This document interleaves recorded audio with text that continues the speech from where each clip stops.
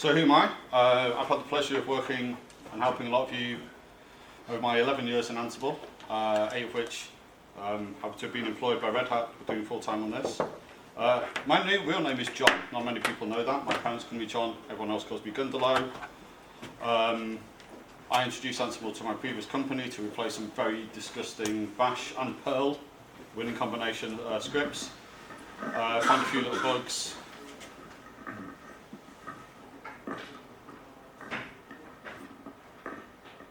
Just going to talk quietly, not shout a bit more. There we go. Is that okay in the back? Thank you.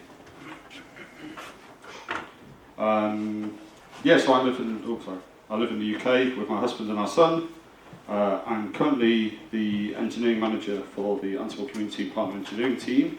As a manager, I'm sure you'll see lots of mistakes. There's probably about 15 on there. There will not be a quiz, but you can probably see where I moved into management rather than writing code. I bounced around a few different roles in Ansible. I was initially part of the Ansible networking automation team, part of the community team. I got given budget to go and hire a load of cool people to actually build up a team. I looked after controller, which you may know as AWX or Tower, and back where I belong in the community team, which nicely brings us back to where we are today.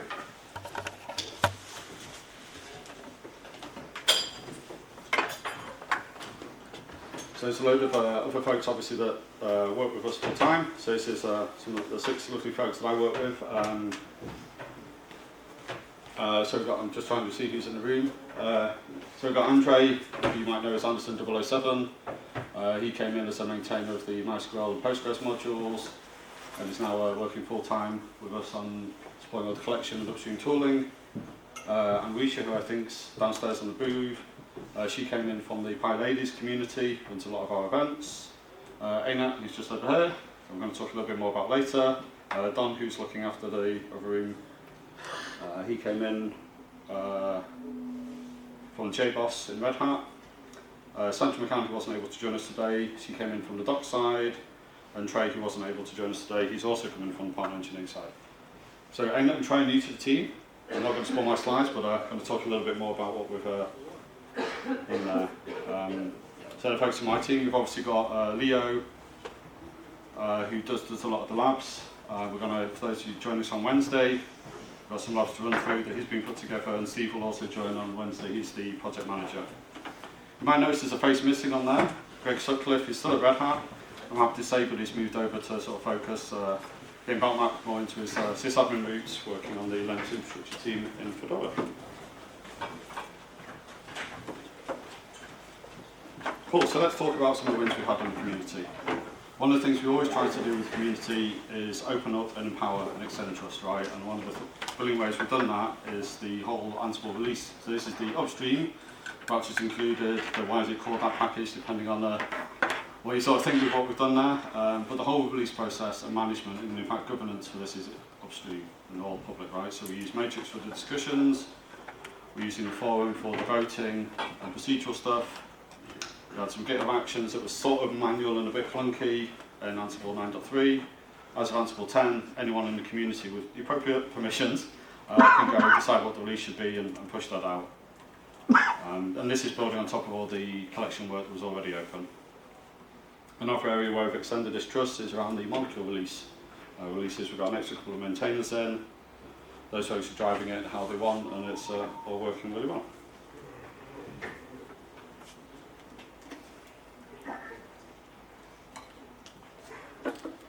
So for AWX, so that's one of the upstream components of Ansible Automation Controller, which is again one part of AAP, the commercial offering. We do monthly video calls, so it's all like an open office hours, where anyone can join in, ask questions, get involved. We put all that stuff onto YouTube.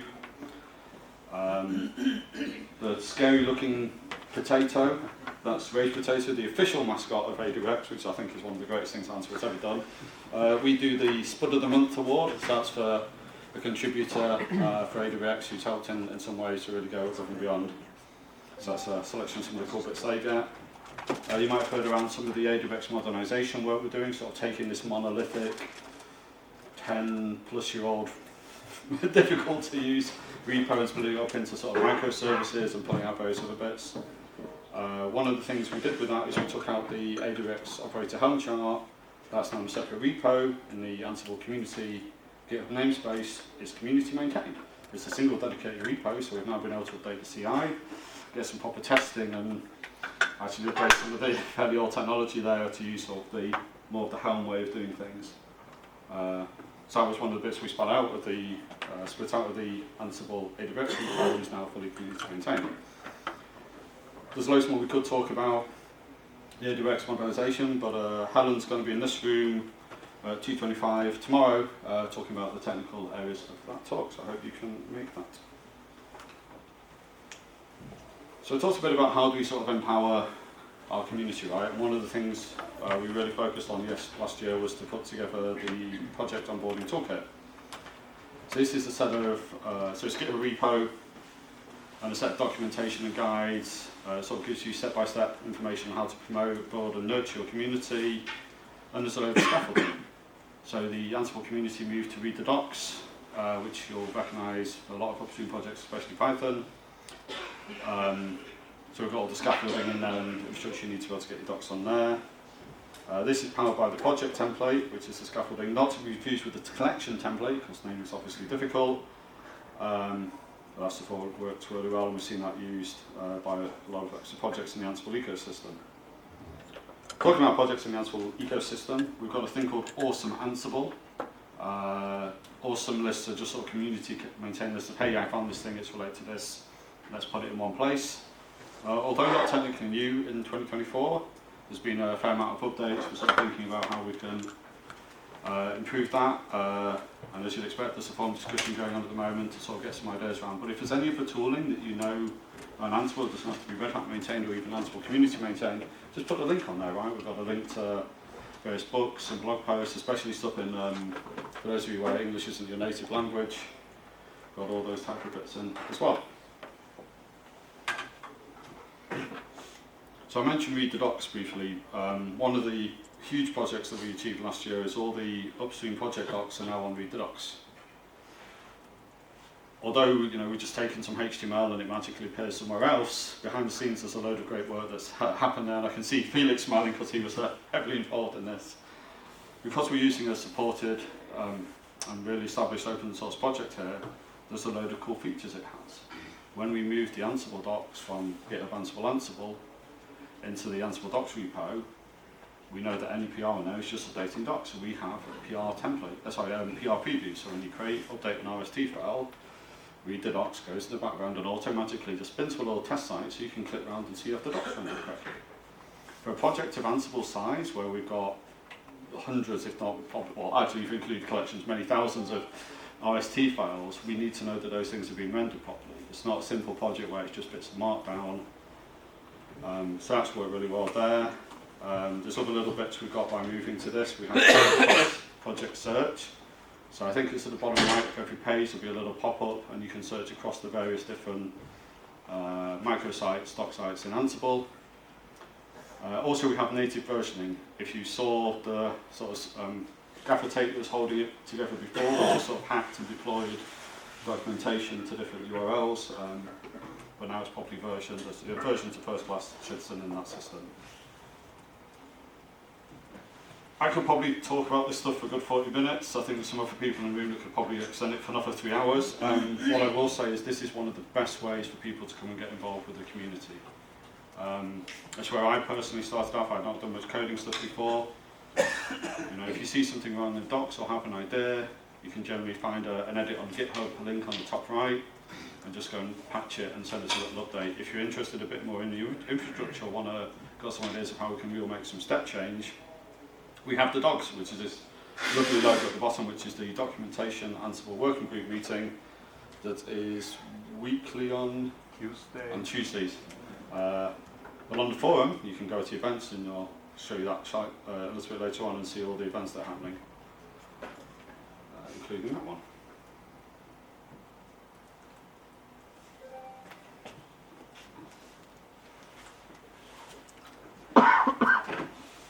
One of the big things we did last year was we built off a load of things, which is always a bit of a controversial statement, especially maybe in open source. Well, Greg Sutcliffe did some analysis much earlier in the year, just after we launched the forum. We saw the forum really take off, which is great, we hope that.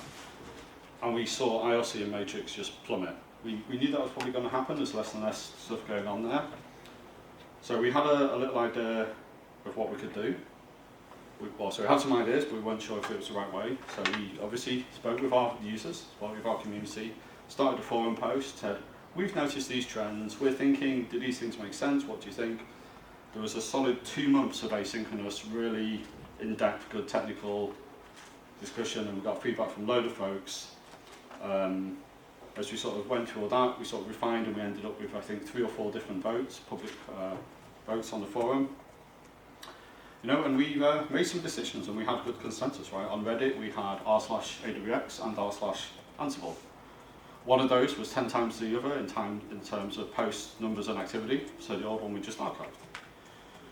We also agreed that the Google groups, like Ansible Announce, Ansible Project, and Ansible Devel, were just being used less and less, so we decided to archive those.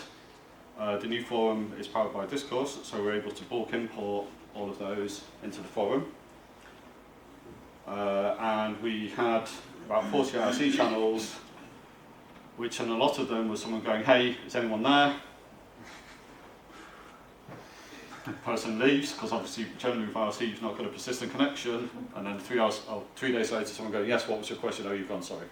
Not really the best experience. We're obviously using Matrix a lot more, which is generally persistent. That's working well, but most of the discussion we're really trying to push into the forum. For anyone that's been at the booth, you'll see me trying to push you at the forum as well. And it's worked. This works really well.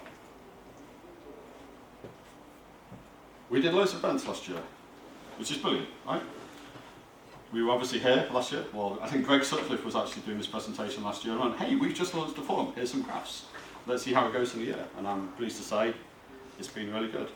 Loads of events, don't need to read them out, all that. What I'm going to say is that, so meetup.com, which is where we sort of advertise the primary Ansible meetups, we had 38 different meetup events happen just last year across 13 cities. And since we're here in Europe, I'm going to say Benelux, Dresden, Hamburg, London, Munich and Zurich, which is great, right? These are all fully community maintained, they're not put on by Red Hat, organised by Red Hat, they're put on by folks like you. If you're like, my city isn't on there, but I think we've got a place we could do something, or oh, I wonder if I can get involved with this, or I'd like to know more, come chat with me or anyone else on the Ansible booth. We'd love to help you get set up. Unsurprisingly, we have a meeting toolkit which will sort of bootstrap a load of this. It won't find you a venue, which is generally the bit that requires a bit of work, but we can help. On the right hand side here, you can see a screenshot of the forum. This is the events page. And you can see we're right here. If you look on the second row there, that starts on Monday the 3rd of February. For those that are with it today, you'll notice that's where we are right now. There's a little orange bit that says config management camp. And then on Wednesday we have a blue bit that says Community Summit, which is then happening here. On Friday the 21st we have a meetup in Minneapolis.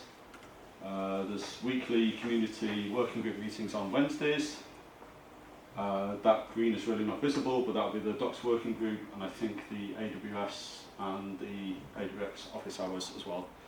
So we've really tried to establish the forum as the place to go to find all this information. There's probably loads of events I don't know about. Stick them on the forum, create a post, put a little markup in for meetups, and then we'll let everyone know about them. So, I've been talking a lot about the forum. I'm going to talk some more about the forum. So, before today, who knew about the Ansible Forum? Show of hands. That's maybe 70%, good stuff. Who had already used the Ansible Forum before today? That's maybe 50-60%. Okay, that's good. But I did promise the audience participation would be gentle after. So this is, we talked a little bit about voting. So one of the cool features of Discourse is it has built-in voting. Before we sort of played around with GitHub thumbs up, thumbs down, or comments, it was a painful experience. this left-hand vote is, should we remove IRC references? So this was the discussion that we had around the reducing fragmentation in communication. So some people say we've removed it all, some people say just remove certain bits, and a lot of people saying I don't care. That is a really important thing to capture, because we know we want to understand sort of, are these things that people care about, do they matter? On the right hand side, we've got an example of a vote from the steering committee. So they're the elected sort of governance board for some of the upstream rule setting and procedures around the Ansible Community collection. So this would be replicated below with a steering committee vote and then a community vote. I had a quick look through. We had 50 topics with votes on last year, one a week roughly.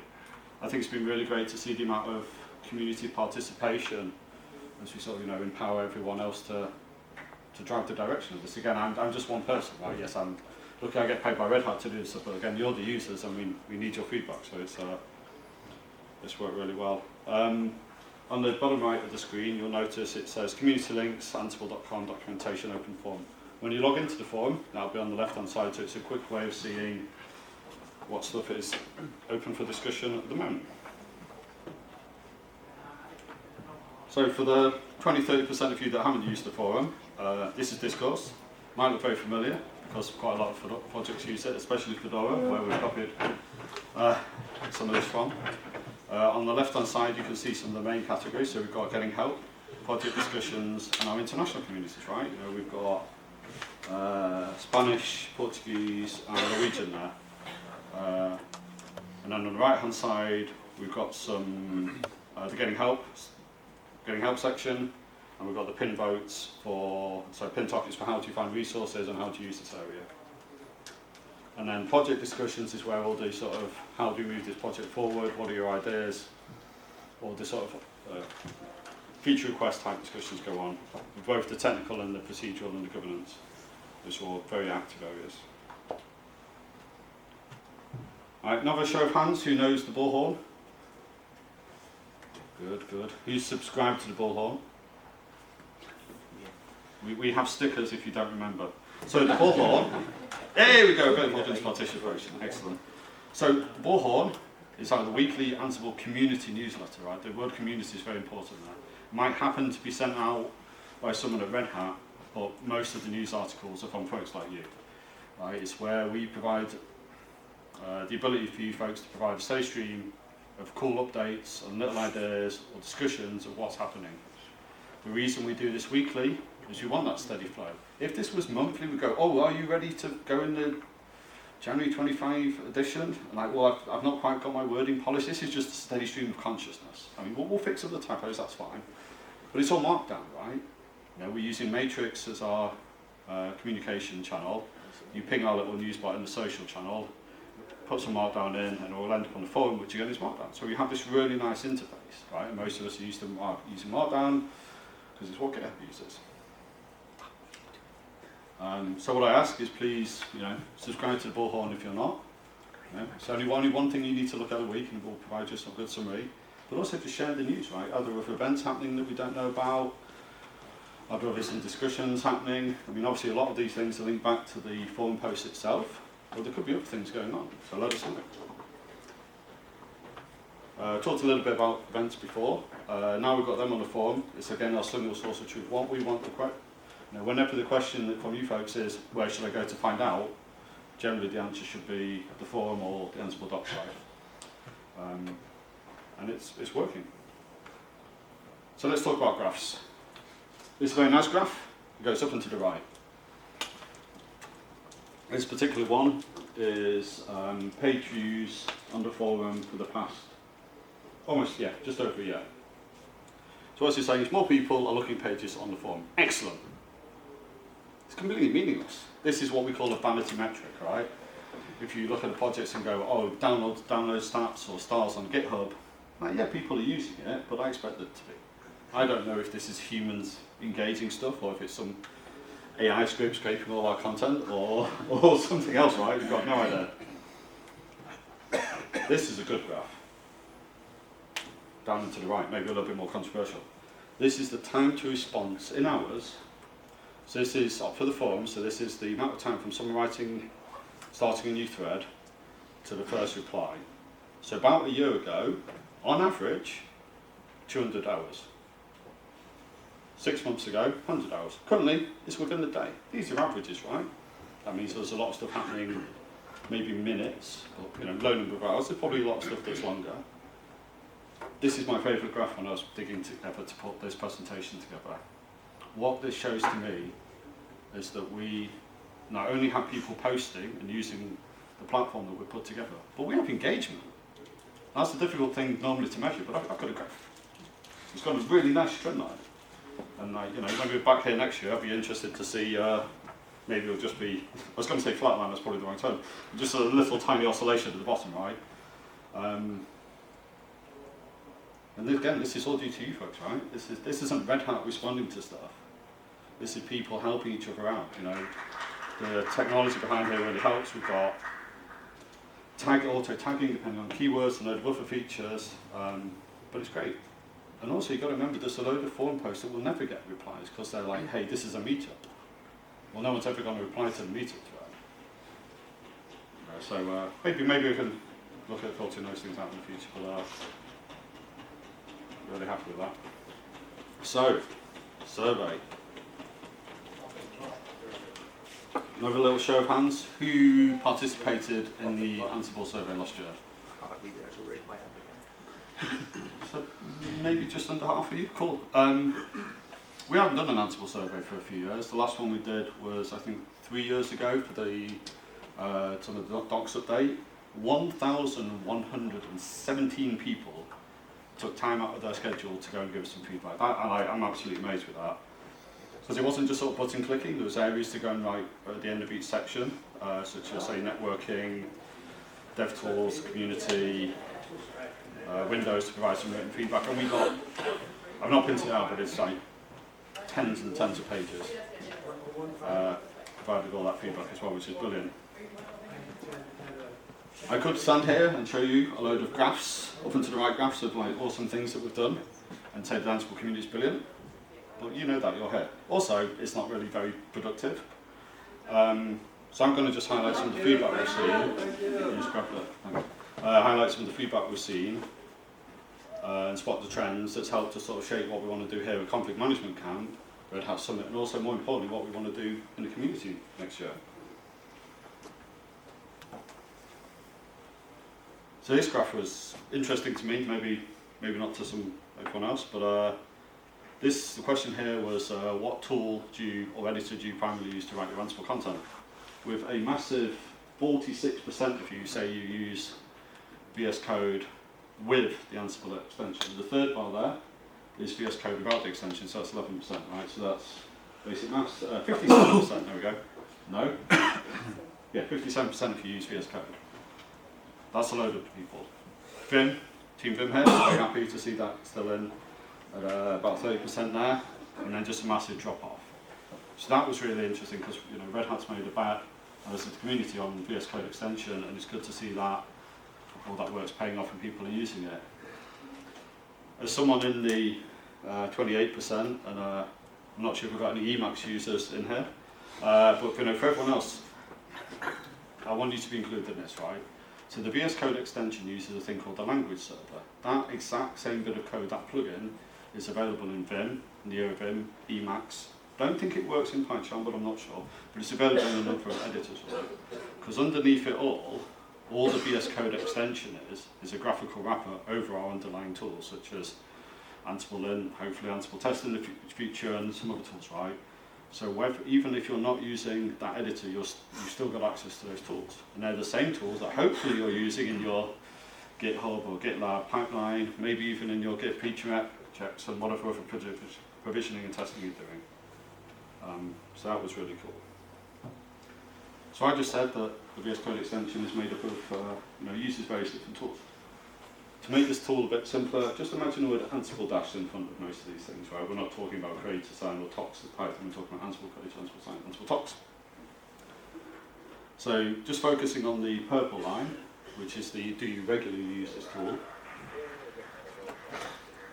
Most of you, which is probably no surprise, use Ansible Lint.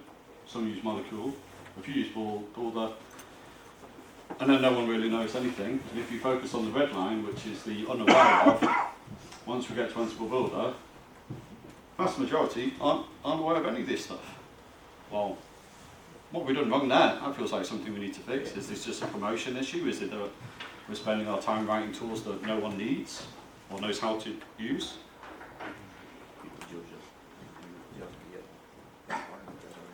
A few months previous to the forum, and one of the reasons we have this question in, on the forum we asked this question in a slightly different way. This is one page, it's just my projection's not big enough to fit it on. So again we asked what tooling do you use? And it's roughly the same pattern. You've got Ansible in second. Slightly higher here, it's 85%. The forum is generally more technical people, they're more generally aware of the tooling because they're subscribed to the bullhorn. But it's exactly the same pattern. So as I mentioned in the forum, sorry, in the survey we did, you might remember there's a section for freeform text. We had loads of responses in there. And it's very easy to look at that and go, I see one person saying something, this confirms my preconceptions. Well, we had 1,000 responses and probably 600 or 700 written responses for each area. So this is just a summary of some of the bits we got from the DevTools feedback. There are multiple tools with no clear use case. Everything sort of does the same. There are too many options, especially for newcomers. How do you structure a project? Chaos ensures no standards in place. I don't even know how to interpret the feedback. We've sort of failed a bit here. I think we've sort of thrown out loads of different tools and not necessarily had things that are set up in the right way. And I think this is something that we're really going to need to focus on this year. We've got a few ideas, but this is going to be one of the main topics that, maybe we'll have some Q&A at the end, log in your feedback, but also going to dig in on Wednesday. Which sort of brings us into, well, where do we want to go next? Well, let's look back, right? What did we learn in 2024? We learned that the Ansible community is great. Hopefully most of us realise that already. We spent a lot of time reducing fragmentation, especially around our communication channels, right? Because remember we sort of moved away from IRC and Matrix and sort of doubled down on the forum, built up a huge community around there, got a lot more people involved, and that's really paid off. The survey result, and again, 1,000 people responding, so I think we can sort of trust the general feedback there. So it confirmed what we thought, but maybe a bit stronger than we thought, was that we don't really have a story around how we create, test and deploy, especially around collections. We've seen this result in very unopinionated documentation, or actually worse, conflicting documentation. We know there's some part of the Ansible docs website say, you should go and do this thing. Follow this other link and like, here's something completely different, right? If you're getting started with Ansible, we failed you before we sort of started. These are all fixable things, right? So we've ended up with confusion, inconsistency, and therefore lower quality content. So we know that reducing fragmentation normally helps. We just saw that with communication. So let's do the same with the tooling. So how are we going to go and do this? Well, we're not going to make this community problem. We're going to ask for your help and get your ideas. But we've got some changes we're going to do inside Red Hat. So as most of you know, like I led the Ansible Community engineering team, and our job was sort of to focus on supporting folks to do good things with Ansible. A lot of the time was around collection work. Excuse me. So supporting the getting collections done, getting all that into the Ansible project, and helping all the other Ansible ecosystem projects. But there's another separate team at Red Hat who focused on the ISV partners. So that's part of the supported offering, and their job was to help people write good quality collections, get it into automation hub. But we know that ISV partners require sort of a bit more opinionated documentation workflows that sort of just work, something that covers 80–90%. If you step back from it though, that's the same thing that the community needs, right? Especially for those just getting started, we need that really strongly opinionated bit. And sometimes that feels a bit weird coming from the open source world, where you like to give people options and there's choices. Those choices and options should still be there, right? We still have Matrix and IRC, we're just saying, if you're getting started, go to the forum. And what we're thinking is we sort of just replicate that here. So some of you might know where I'm going with this. So we merged the Ansible Community and Partner Engineering team. So this lovely thing in the middle, force multiply, for those of you that have chatted with Red Hatters before, is one of our favourite terms. It's like, how do we become the author of the machine? How do I put some effort in that everyone here can benefit, right? You know, if I sat here and improve some testing or some documentation, that scales really, really well, because everyone that goes and looks at that box can come and help it. I really appreciate people coming out, taking time to come and listen to me today and understand things, but this doesn't scale. If I empower you and educate you, and you provide some feedback and you take that back to your organisations and friends and stuff, that's how we sort of empower and move all this stuff forward. So like I said, at the end of last year, we merged the Ansible Community and Ansible Partner Engineering team, because we have this common mission. We want to make it easier for people to write content. We don't know exactly how yet. We've got some ideas, but again, you're the users, we want your feedback. So let's bring that back to what we're going to do, right? So over the next 2 days, we've got loads of Ansible talks, which is great. We've got a really strong team, though, around the different developer tooling. There's a lot of different talks on each of those individual components. We've got a lot of talks that are far more opinionated than we would have done before, right? We've got things on, you're doing roles wrong. Nice clickbaity title by Tim Atnell there, as you move from roles into collections. We've got things about don't just copy and paste. There's a lot of bit there to sort of help you write better quality content. But with each of these things, have a little think, well, what's the next step from this? How do we make it even easier for yourselves, your colleagues, and other people starting with Ansible? On Wednesday, in this room, we're going to have Ansible Contributor Summit, where we're going to have a really detailed discussion on this stuff. We're going to go, we have all these different tools, do we want to go pick one? Should Ansible Test be the interface for everything, or is Ansible linked? Do you need Ansible Galaxy in it that creates you a template Galaxy? Do we need Ansible Creator that creates you a collection template? Do we need the collection template that's a template of a collection? Do we need this other random thing that is also a template? Like even for the simplest part of that, we've got many different tools. And all of them do stuff in a different way. And all of them have got slightly different files. We don't even yet have a consistent GitHub action that's used within Ansible engineering. And therefore in the community I know we've got like much, real variation in what's been done and tested. Until we can sort of articulate that properly, we can't test it properly. And therefore we can't use stuff. All the stuff's working today, you know. Ansible is however many billions of modules, right? But you know, we want to make this stuff easier.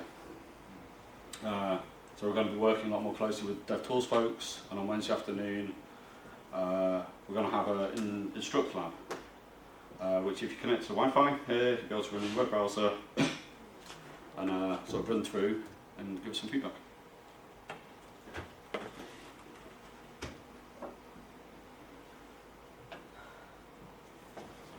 So yeah, that's sort of the rough agenda that we've got for Wednesday. So notice we start at 10 o'clock. That's because we want to give folks a bit of time to get in here, but to just have general Q&A, right, before we sort of go in. Like, this event is for you. I want to provide the time for you to ask really, really complicated questions. I'll be joined by smarter people. As I said, I'm a manager. You know, we've got loads of engineers here, product managers and other folks to be able to help out with all of this.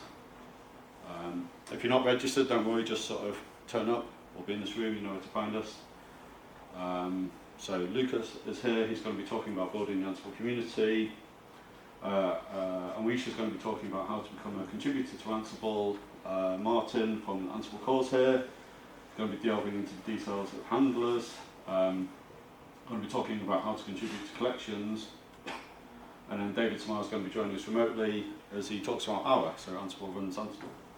Ansible records Ansible, sorry, with a little demo of that. Break for lunch. And then when we get back at 1:30, we'll do the DevTools workshop. So as I said, it sort of runs in your web browser, so you don't need to worry about installing anything, polluting your system with random Python files, anything. Interactive thing, running your web browser, all nice and safe, give some feedback, not just on the lab, but so what was the experience for you, right? The technology is there to solve a problem. And the problem is you're trying to automate something, you're trying to get out of doing this really boring sysadmin thing. So how we sort of move forward with that. But through all of Wednesday, you'll be very glad to know it's not me standing talking at you, it's going to be a lot more discussion, right? So the way we do this is through the day we'll have a HackMD, which is just like if you ever use like Google Docs, it's similar to that. It's all open source, so we'll be able to just capture your feedback, and you'll be able to throw comments in, a lot of discussions, and sort of see what makes sense to move forward.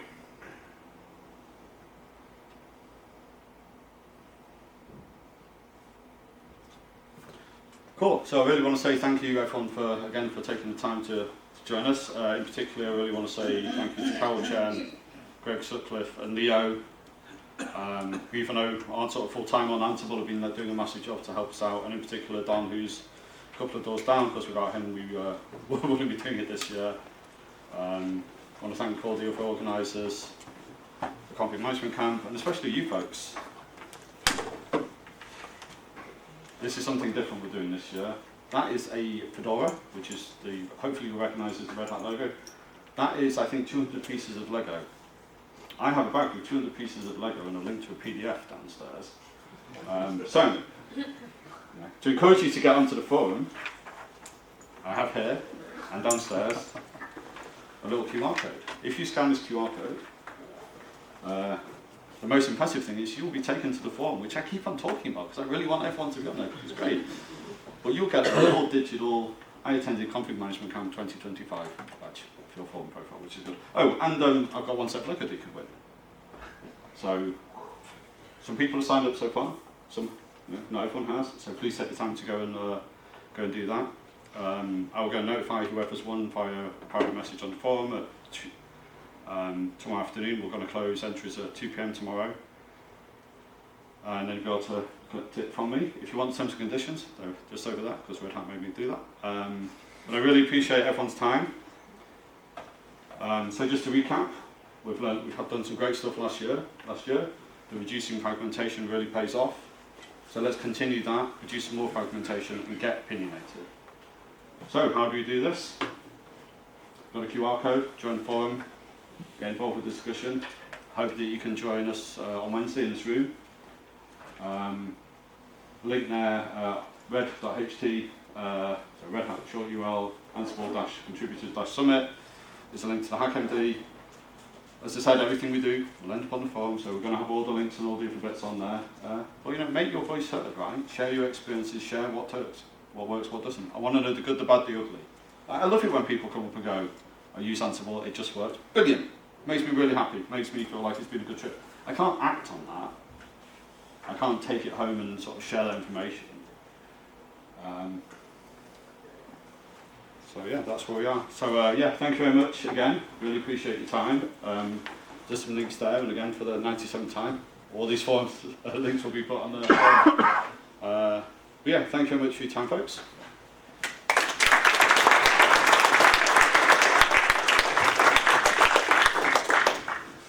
I have time for some questions. Okay. Where can I find the roadmap for the Ansible code? Martin, the question was, where can we find the roadmap for Ansible Forum? Should be the documentation. Ansible documentation. Yeah, I'm pretty sure if you search for Ansible core roadmap, I'm pretty sure the RC files are called roadmap, and they've got the information. It'll only be sort of the current or maybe the next version. We don't sort of forecast stuff out. The world changes too quickly. Any other questions? Anyone totally disagree with what I said and find the dev tools have worked perfectly well? That would be great, because then I can go do some other stuff. Cool, okay, right, so we seem to have fixing the right problem, that's good.